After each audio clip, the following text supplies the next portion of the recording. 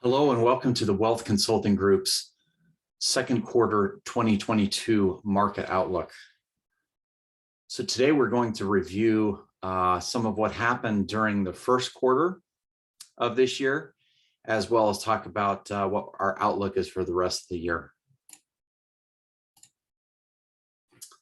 So just a quick quarter in review, and this covers part of the early month of April.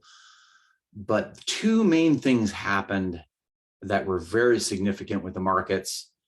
First one is Federal Reserve policy. We've probably seen the biggest pivot that we've ever seen from the Federal Reserve in terms of being extremely accommodative, very dovish, to being telegraphing that they're going to be very, very tight and hawkish. So this is equivalent to really taking putting your foot all the way down on the gas pedal and then taking it off and putting it on the brakes. We are likely to see 9 interest rate hikes from the Fed. That's what they've telegraphed anyway.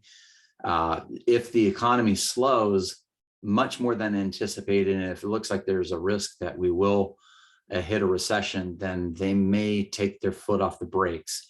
But they've telegraphed that there'll be 9.3 interest rate hikes through February of 2023.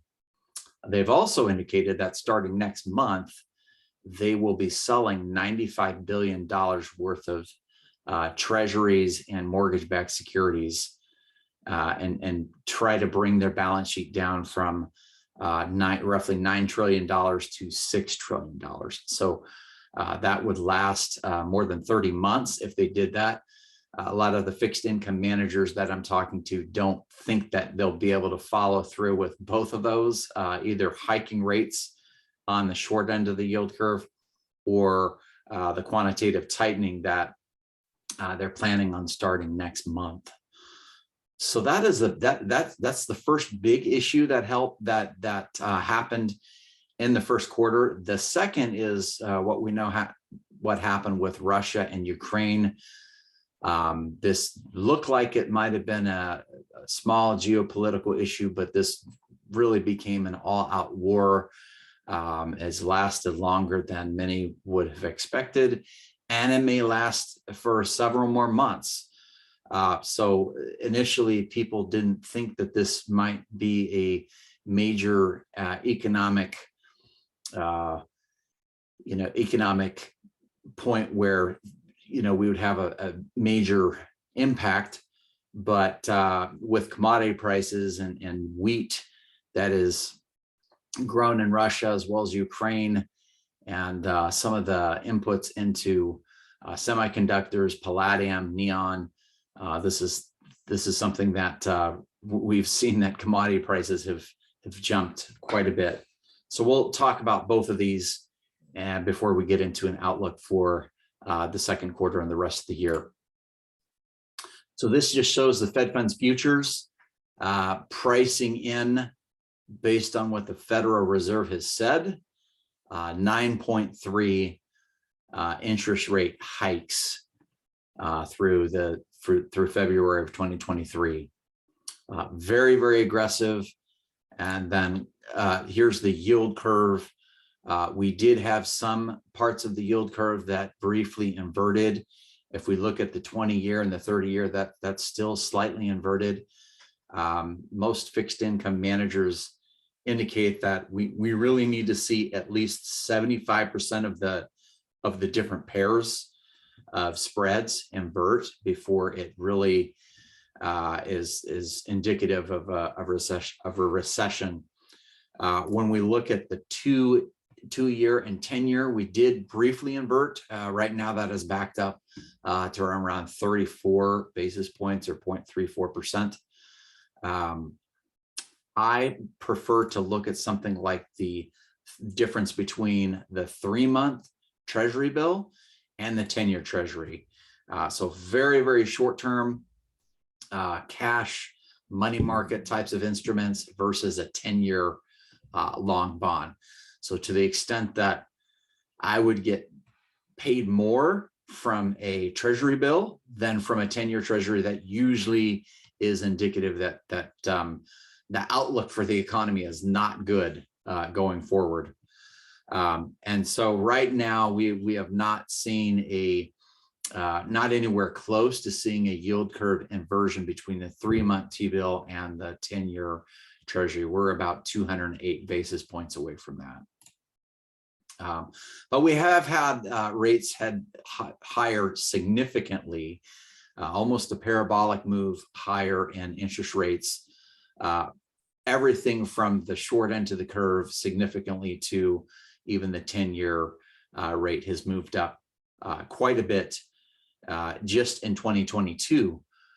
We started off the year around 1.5%, and we're closing in fast on 3%. So 150 basis point or a 1.5% move in a little over 3 months is significant. This is the Federal Reserve's balance sheet. We had roughly, the Fed had roughly $4 trillion of securities on its books prior to the pandemic. That quickly increased to 7 trillion. And then from 7 trillion, we're right around 9 trillion. So for them to get this from $9 trillion down to 6 trillion, and if they do it at $95 billion a month, that's going to take roughly 30 months to do that. And some fixed income managers don't think that we're even going to make it that far before we have a significant slowdown and possible recession. And then this just shows you that impact of Russia, Ukraine, with commodity prices, not so much a direct impact on global GDP, but certainly we have seen commodity prices, which were already high prior to the invasion of Ukraine, move higher, and volatility increase in areas like broad commodities, agricultural commodities, the metals, as well as oil and gas. And here we see that the commodities have shot up, and we've had significant volatility. This goes back several years, but this does not cover the period during the financial crisis. Commodity prices were actually much higher in aggregate. In aggregate, the index was much higher than it is today. Now, oil prices, these have also moved up significantly. They've come down more than some of the other metals and agricultural commodities. That is partly due to more production coming online, as well as reduction of the Strategic Petroleum Reserve and other countries trying to bring on more supply of oil. We continue to believe that this will stay volatile and that prices will likely stay higher during this conflict. And gold prices are also near multi-year highs. So switching back gears to fixed income, this has been a very, very difficult time with rates moving this fast and this high in such a short period of time. We have seen like the Bloomberg US aggregate bond drop almost 10% from where it was in 2021, kind of that high point. And a lot of that has been just this quarter. So when we look at longer term treasuries, going back to 2020 during the pandemic, that was the high for long treasury bills or treasury bonds. Now these things are down more than 30%. This was updated through the April 18th, and through today, it's down more than 30%. So certainly a very, very difficult asset class to own for those people that are owning long duration bonds. Now, this kind of brings up an interesting question for investors that are diversified. They may own large cap stocks, small cap stocks, international stocks, emerging market stocks. They may own core bonds, which is related to that US aggregate bond. they may own junk bonds and emerging market bonds. So what really looks like from the surface to be a very diversified portfolio this quarter has really struggled. So these are all of those asset classes from the beginning of the year to now. The best asset class is junk bonds, and it's down 7%. So a lot of investors I know are looking at this. A lot of us investors look at this and struggle, because we know that diversification over a long period of time generally does work, but there are some rare periods where diversification doesn't always work perfectly. And this is one of those periods where both fixed income, high quality, as well as high yield, and equities, both domestic, small and large, and international and emerging markets, they're all going down. So this is certainly a time where we need to be patient. We need to think about the long term and, you know, what the goals are for our investment horizon. But there is a silver lining in all of this. This year is a midterm election, and Capital Group has actually looked at all of the midterm elections going all the way back to 1931. And most years of a midterm election are kind of rocky. They start off kind of rocky. The blue line shows the performance of the S&P 500, and it's just kind of sideways. It's not that great in terms of performance. The gray line is all other years. All other years, we tend to have a decent first quarter, decent second quarter, third quarter, fourth quarter. But for midterm election years, we tend to get the bulk of our investment performance in the last quarter. So as this year moves forward, there is a lot of uncertainty. There's Ukraine, Russia, there's high inflation, there's the interest rates rising, and what the Fed is saying and what the Fed is doing. And then there's this midterm election. So all of these things are contributing to volatility, both for fixed income as well as equities. We believe that as we get closer to the election, and hopefully we can get, some diplomatic resolution with Russia, Ukraine, and the invasion there ending, the war there ending, that would bring down some uncertainty. And if the Federal Reserve sees that inflation is starting to moderate, they may not be up to tightening as much as they've telegraphed they would. So all of those things would be good to bring volatility down. And we expect that later in the year, we will have better performance. The other silver lining is that in spite all of the challenges we're seeing with different asset classes, is the economy is still growing. We still have some good GDP growth. The GDP growth will not be likely as good as it was the last few quarters, but we're still likely to get a good 2.5% to 3.5% GDP growth. And as we look at that in terms of profit margins, the profit margins of the S&P 500 are still likely going to be high. They're near all-time highs. Those may come down some due to higher commodity prices and higher expenses related to employees that are getting paid more and wages increasing, which is also inflationary. But the profit margins are still good, and the earnings have still been good too. We believe that the earnings will come down some. The growth will not be as good as it has been. The last few quarters has been phenomenal growth. Balance sheets of corporate America as well as households are in great shape. So we're not likely going to see a earnings recession and see earnings turn negative for the broad markets, especially when we're looking at large companies in the S&P 500. So these are good news. These are good periods. We do recognize that there are still challenges and opportunities ahead. As rates have moved much higher on the short end of the yield curve, anticipating what the Fed is saying. This is good for those very short-term, ultra short types of investments that are tied to LIBOR or what will be SOFR.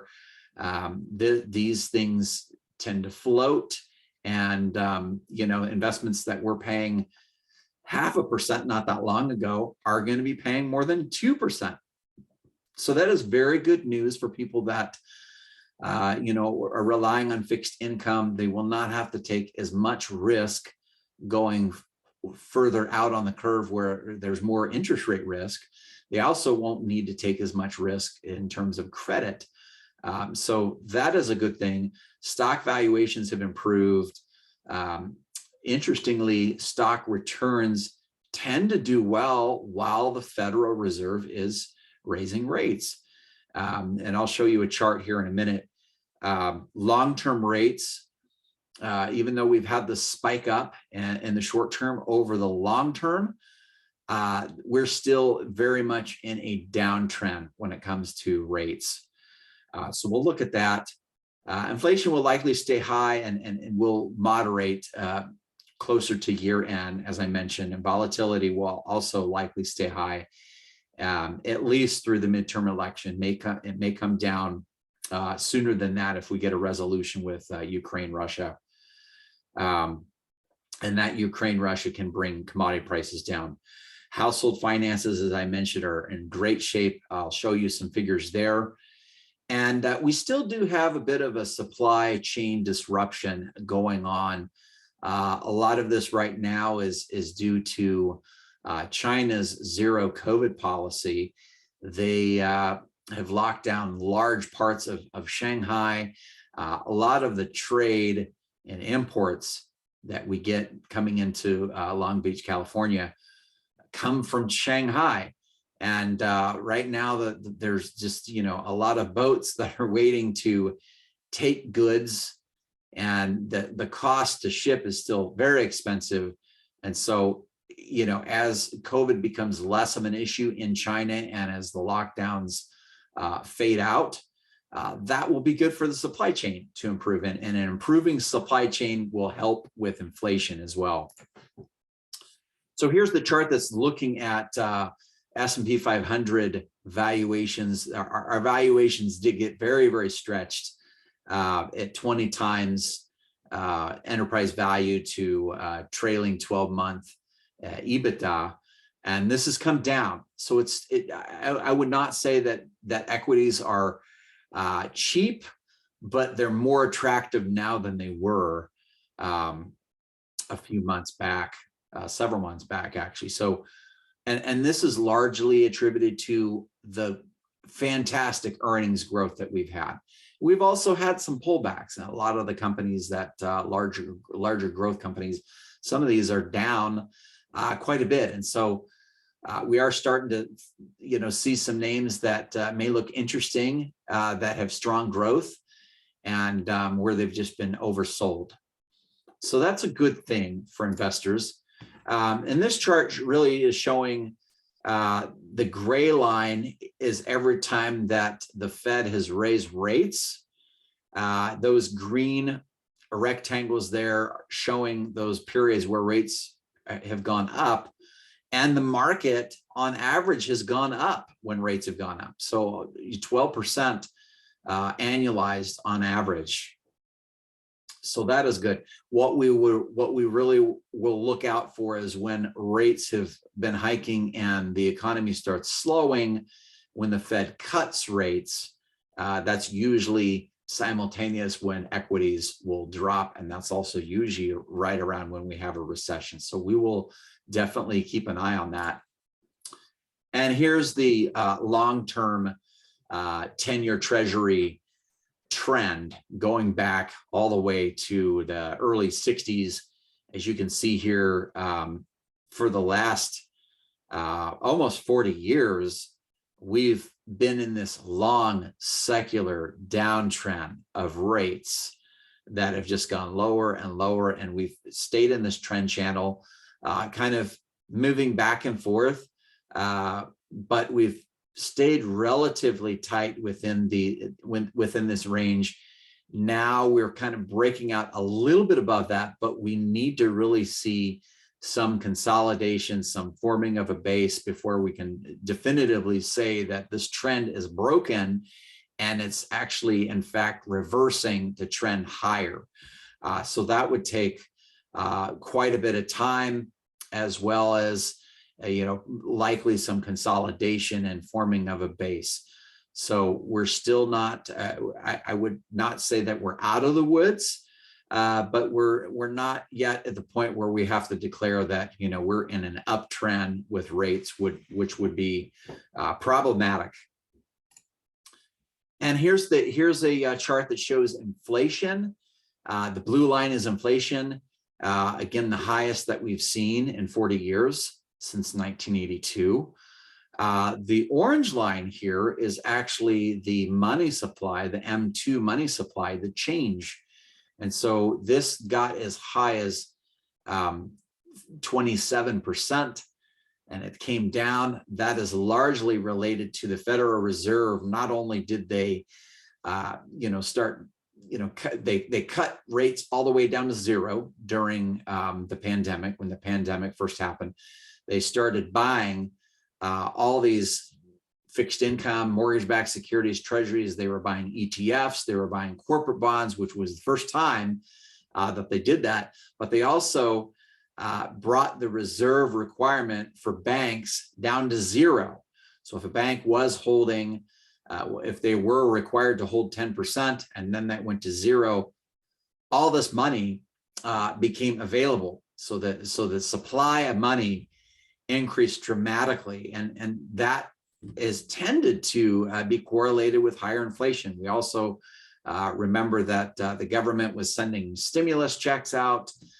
People that were getting unemployment were getting paid much more than they normally would because of the pandemic, and that happened for many months, even well after we had a vaccine for COVID. So these things were extremely accommodative, and and then of course people, their balance sheets were in great shape, and they were able to save money, and then they wanted to go spend money, and there wasn't enough things that they could spend it on, and so that has been inflationary. The supply chain issues and higher commodity prices have also contributed to that. And so here we see the VIX, which is really kind of the fear index. This is looking at implied volatility because of Russia, Ukraine, because of inflation, because of what the Fed is saying and doing, as well as the midterm election. It's likely going to stay higher at least until the midterm election. Now, if we do get resolution with Russia, Ukraine, that this may come down sooner. But I would expect that this would stay kind of in a higher range than it did prior to the pandemic. One good thing for households is that Goldman Sachs is estimating that that households will get a bigger tax refund this year than the last 4 years. So that is good. When we look at the net worth as a percentage of disposable net income,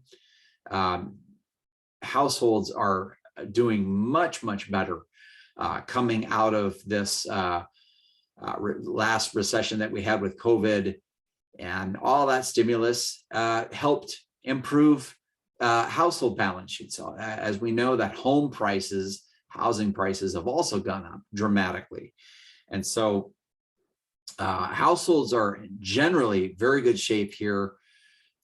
We can see that earnings for employees have also gone up. That is inflationary, but the positive side to that is this is helping them to pay for some of those higher commodity prices. And this chart here is showing the savings rate. The savings rate got almost to 35% during the pandemic.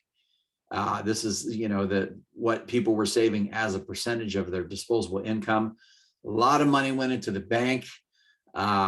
People's finances got improved, And so now, you know, the savings rate is closer to the longer term average of 6%. But for that period of time, there was a lot of money that was socked away. And this is making, because of that, the inflation for most people is not as bad as the inflation that we experienced many years ago, back in the 70s. Okay, and so looking at debt, household debt as a percentage of GDP, we can see that during the global financial crisis, we almost got to 100% household debt as a percentage of GDP. That has come down significantly. We did see a spike during the pandemic, but we're almost back to where we were pre-pandemic levels. So that's very good to see that.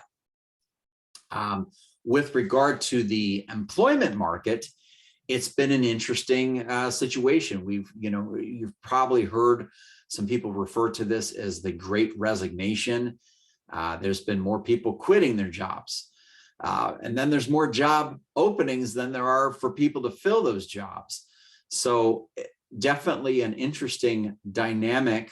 Goldman Sachs recently did a piece that is looking at that discrepancy between jobs available and people that are quitting their jobs, that job gap, and then looking at this, the labor force participation rate, which still hasn't recovered to pre-pandemic levels. So structurally, there's still some improvement.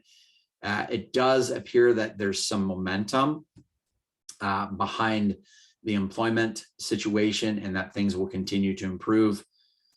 This is the slide that Goldman Sachs put out that's showing the combination of both the labor force participation as well as this U.S. jobs worker gap.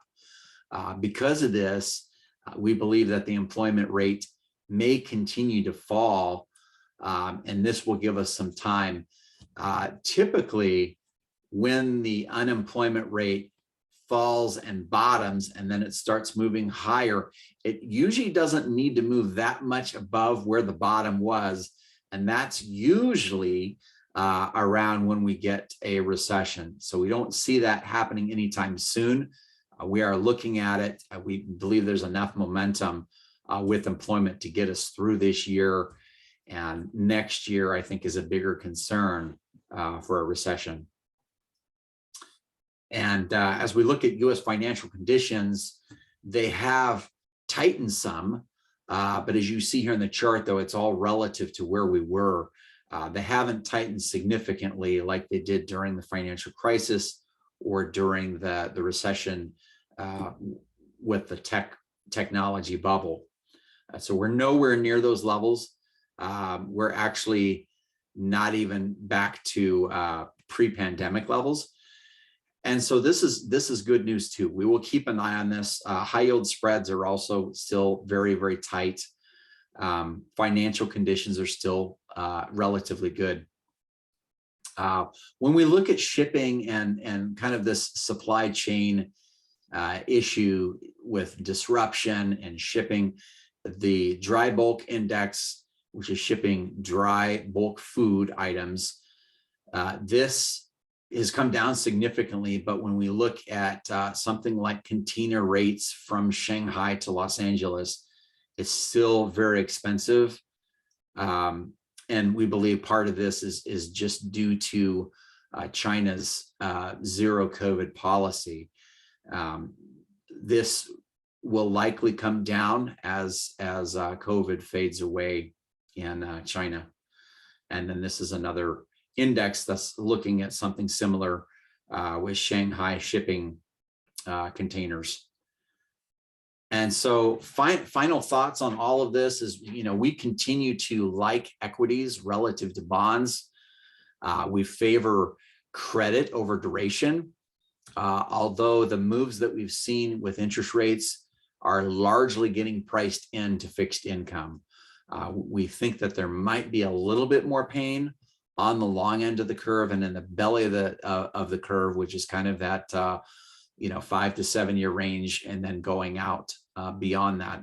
We also understand, though, that there are some buyers out on the long end of the curve insurance companies, banks, institutions that do asset liability matching, sovereign wealth funds, they tend to have an appetite for longer duration.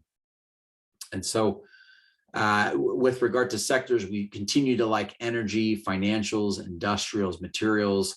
We're also looking at consumer staples, and some of these lower volatility, lower beta items are starting to look interesting. We still like value relative to growth, but like some of these growth names that are high quality growth names that are 20-30% off or more from their 52-week highs, there may be long-term opportunities with those companies. There's still is a lot of volatility. This rise in rates is really repricing the capital requirements, and for some of these companies that are longer duration, that don't pay out dividends, that tend to invest a lot in growth. And so that repricing is going to keep volatility around. But when we do have slower growth and lower inflation, then a lot of these companies, they can actually do well in that environment. We continue to favor domestic equities over developed and emerging market equities. And that is the market outlook for the second quarter 2022. Here's the disclosures page. Thank you for joining me to go through this, and we look forward to talking to you next quarter. Take care.